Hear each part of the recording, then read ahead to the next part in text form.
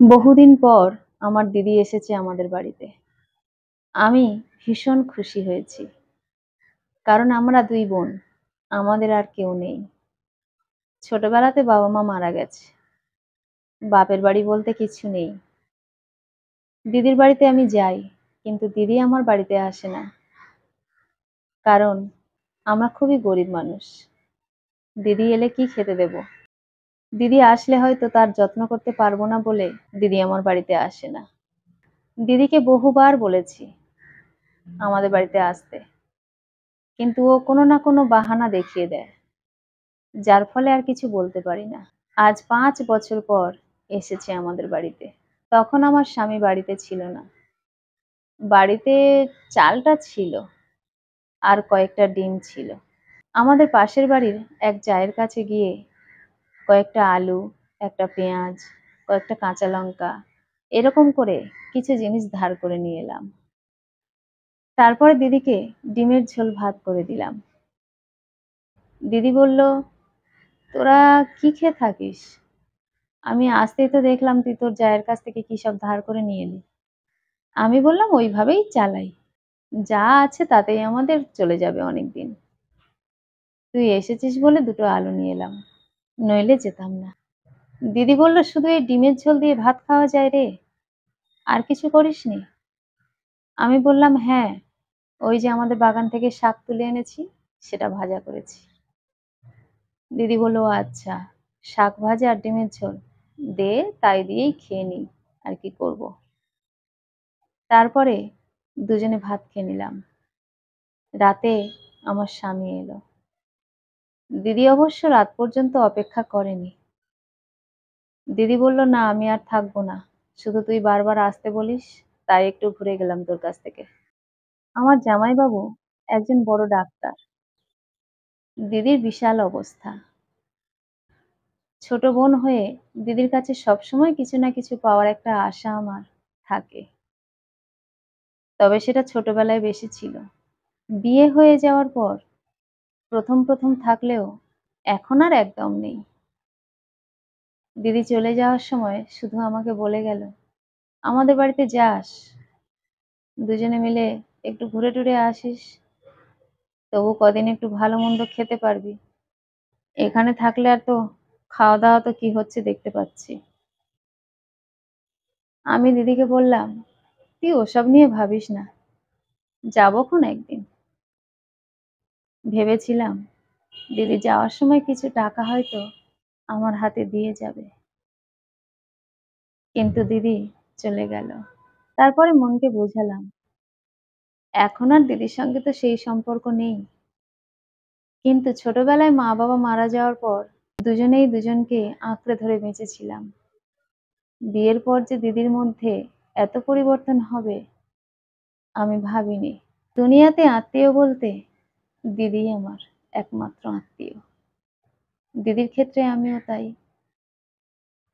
কিন্তু দিদি কোনোদিন আমাকে টাকা পয়সা দিয়ে সাহায্য করেনি। দিদি জানে সব, যে আমাদের দিন আনি দিন খাই অবস্থা। দেখলো চোখের সামনে আমি লোকের বাড়ি থেকে ধার করে নিয়ে এলাম জিনিস, এনে রান্না করলাম। তবু আমার সেই দিদি একবারও বলল না যে এই কটা টাকা তোর কাছে রাখ, কয়েকটা দিন তবু একটু ভালো মতো যাবে। কিন্তু আমার এই দিদি আর সেই দিদি নেই। শুনেছি মানুষের টাকা থাকলে লোককে দান করতে পারে, দান করার ইচ্ছে হয়। যাদের সামর্থ্য নেই তারা কিভাবে দান করবে? কিন্তু আমার দিদির সামর্থ্য থাকা সত্ত্বেও আমার মতো একটা গরিব বোনকে একদিনের জন্যেও সাহায্য করেনি। রাতে আমার স্বামী আসার পর আমি ওকে সব বললাম, দিদি এসেছিল, এইগুলো করেছি আমি। ও বলল, ভালো করেছো, ধার আমি মিটিয়ে দেবো খন। দিদিকে ভালো করে যত্ন করেছো তো? আমি বললাম, শাক ভাজা আর ডিমের ঝোল করেছি, আর কি করব। ও বলল, সে ঠিক আছে, যেমন ক্ষমতা তেমনই তো করব। তবে দিদি একটু থেকে যেতে পারলো না? তাহলে আমার সঙ্গে দেখাও হতো। আমি বললাম, "সে তো দেখলো, ধার করে এনে রান্না করে তাকে খাইয়েছি। সে থাকবে কি করে?" আমার স্বামী বলল, "যদি সত্যি তোমার প্রতি ভালোবাসা বা টান থাকতো দিদির, তাহলে দিদি নিজে খরচ করে একসঙ্গে আনন্দ করে খাওয়া-দাওয়া করত।" আমি কথাটা শুনে মনে, মনে ভাবলাম কথাটার মধ্যে কোনো ভুল নেই। আমি বললাম, "কি করব বলো? আমার এই দিদি কিন্তু আগে এরকম ছিল না। বড়লোকের বাড়ি, বড়লোকের ছেলের সঙ্গে বিয়ে হওয়ার জন্য দিদির কি এরকম পরিবর্তন হয়ে গেল? যাই হোক, ও ভালো থাকুক শুধু এইটুকু চাই।" তারপর অনেক রাতে দেখি দিদি আমাকে ফোন করল। বলল, "কি করছিস?" আমি বললাম, "এই তো খাওয়া-দাওয়া করে শুয়েছি।" দিদি দেখি খোঁচা দিয়ে কথা বলল। বলল, "কি খেয়েছিস? সেই ওবেলার ডিমের ঝোল? নাকি আর কিছু করেছিলি?" আমি বললাম, "হ্যাঁ, ওই তরকারিই ছিল। আর কিছু করিনি।" দিদি বলল, "করবি কি করে? একমাত্র দিদি এতদিন পরে গেছে, তাও আবার লোকের কাছ থেকে ধার দেনা করে এনে খাওয়াচ্ছিস। কি যাবো তোদের বাড়িতে? সারা জীবনেও তোদের পরিবর্তন হবে না। একটু উন্নতিও হবে না। চেষ্টা কর একটু উন্নতি করার। সারা জীবন ওরকম ভিখারি হয়ে থাকবি নাকি?" দিদির কথাগুলো শুনে তীরের মতো বিঁধতে লাগলো আমার মনে। আমি বললাম, "তুই কি বলছিস দিদি? তোকে ঠিকমতো খাওয়াতে পারিনি, অন্যের কাছ থেকে ধার দেনা করে এনেছি বলে তুই এরকম ভাবে বললি আমাকে?" আমার স্বামী তো রোজগার করে, চেষ্টা করে রোজগার করার। জামাইবাবুর মতো অত বাঁ হাতের ইনকাম তার নেই। সে যেটুকু রোজগার করে সৎ পথে রোজগার করে।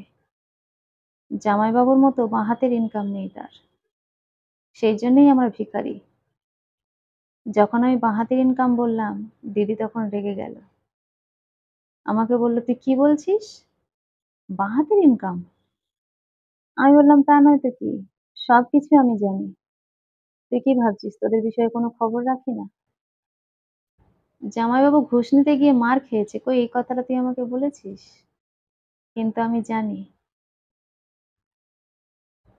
প্রাইভেট প্র্যাকটিস করতে গিয়ে কারোর একজনের কাছ থেকে অনেক টাকা নিয়েছিল। আর বলেছিল, 'কোনো চিন্তা করতে হবে না। আমি সব ঠিক করে দেব। আমাকে শুধু ৫০,০০০ টাকা দাও, সব ঠিক হয়ে যাবে।' অথচ সে রোগীকে ঠিক করতে পারেনি। পরে বলেছিল আরো ৪০,০০০ টাকা দিতে। সেটাও সে দিয়েছে। দেওয়ার পরেও জামাইবাবু কিছু করতে পারেনি। যার ফলে সে রোগী মারা যায়। আর মারা যেতেই তার পরিবারের লোকজন এসে জামাইবাবুকে ভীষণ পেটায়। টাকা ফেরত দিতে বাধ্য হয়। এটা না হয় সরাসরি ধরা পড়েছিল বলে। কত এরকম কেস আছে যেগুলো হয়তো ধরা পড়েনি ভালো করে, বা রোগীর পরিবারের লোকজন খুব ভালো, সেই জন্য কিছু বলেনি। তো এইরকম অসৎ উপায়ে উপার্জন করা টাকায় জমিদারি করার থেকে ভিখারি হয়ে থাকা ভালো। জামাইবাবু একজন ডাক্তার নামের কলঙ্ক।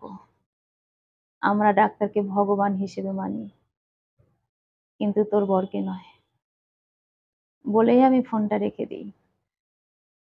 আমার স্বামী আমাকে বলল, "একদম ঠিকঠাক জবাব দিয়েছো।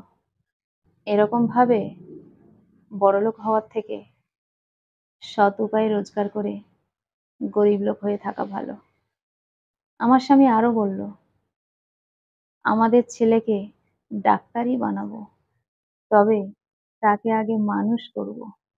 ডাক্তার হয়ে সে যেন এরকম অসৎ পথ অবলম্বন না করে, সেই শিক্ষাটাই আমাদের ছেলেকে আগে দেব। এবং সে রোগীদের কাছে ভগবান হয়েই থাকবে, জামাইবাবুর মতো শয়তান হয়ে নয়।" কলমে ও কণ্ঠে সোমা।